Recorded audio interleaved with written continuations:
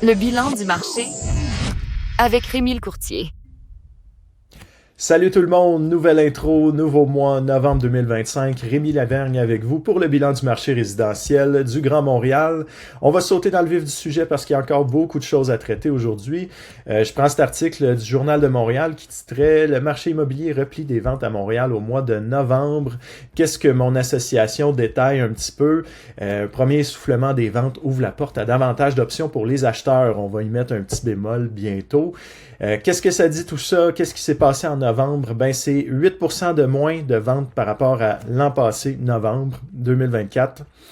Tous les secteurs sont en recul, sauf Vaudreuil-Soulanges qui connaît une petite hausse de 5%, c'est quand même appréciable. Et toutes les catégories ont diminué en nombre de ventes, sauf les Plex qui se tirent leur épingle du jeu avec 12% d'augmentation des ventes. C'est quand même assez notable. Les condos vont être les seuls responsables de la hausse du catalogue des inscriptions à vendre en ce moment, mais soyez pas trop heureux, le marché est encore favorable aux vendeurs, donc si vous voulez vendre un condo, c'est quand même une bonne période pour le faire. Ça va surtout dépendre des frais de condo, on va en parler un petit peu plus tard. Les statistiques mensuelles, donc je le résume encore, 8% de moins de ventes par rapport à novembre 2024, les inscriptions ont augmenté de 7%, une baisse des nouvelles inscriptions par rapport à ce qu'il y avait eu l'année dernière, c'est pas énorme. Le volume de vente a baissé, ça arrive pas souvent, moins 4%, donc globalement les ventes représentent moins qu'en novembre l'année dernière en termes de dollars. Qu'est-ce qu'on va regarder d'autre? Le prix médian de l'unifamilial a augmenté de 6%. C'est un gel pour la copropriété, 0%. Assez étonnant de voir ça, mais on sait que tout ça découle de la loi 16 qui oblige les condos à se régulariser, à revenir à un entretien plus rigoureux, tout ça. Donc, ça leur fait augmenter le frais de condo. Et je vais en parler encore un petit peu tantôt.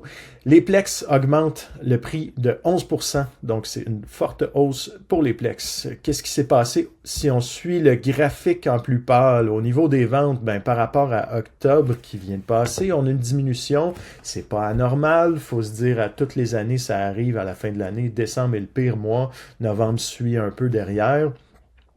Tout ça parce que les gens vont commencer à magasiner pour le temps des fêtes, etc. Ont moins la tête dans leur projet immobilier et ça reprend en début d'année. Donc, c'est pas anormal. On a retrouvé à peu près le niveau qu'on avait en septembre. Par contre, au niveau des inscriptions, là, il n'y a pas nécessairement un écoulement du catalogue. On stagne beaucoup. On est à 7% plus d'inscriptions qu'il y en avait l'année dernière. Mais si on regarde le graphique en pâle, là, pour cette année, on est au même niveau que septembre. Donc, ça s'écoule pas ce qu'il y a sur le marché, en tout cas pas assez vite pour faire baisser les statistiques.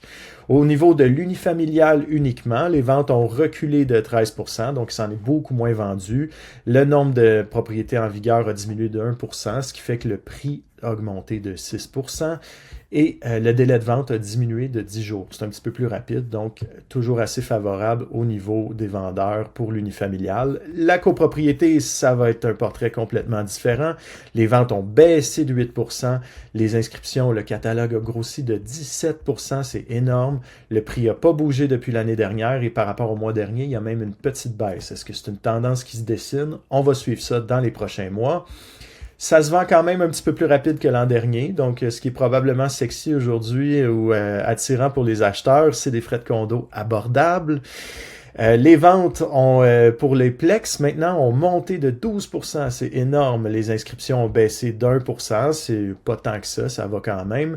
Le prix a monté de 11%, c'est encore une hausse par rapport au mois d'octobre qui vient tout juste de passer. Et ils se vendent un petit peu plus rapidement, c'est logique. Donc, 58 jours pour vendre un immeuble multifamilial, un plex. Alors, qu'est-ce qui va se passer en décembre? On s'attend à un recul des ventes, je le disais.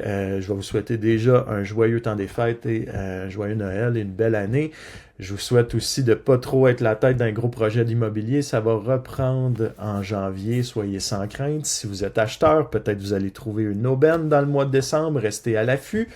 Et je vous vole le punch. La Banque du Canada, le 10 décembre, qui est aujourd'hui, a maintenu son taux directeur. Donc, il estime qu'ils n'en ont pas à faire plus pour stabiliser l'économie. Je vous souhaite une très belle année encore une fois et j'ai bien hâte de vous revoir en 2026 pour un autre bilan du mois. Salut tout le monde!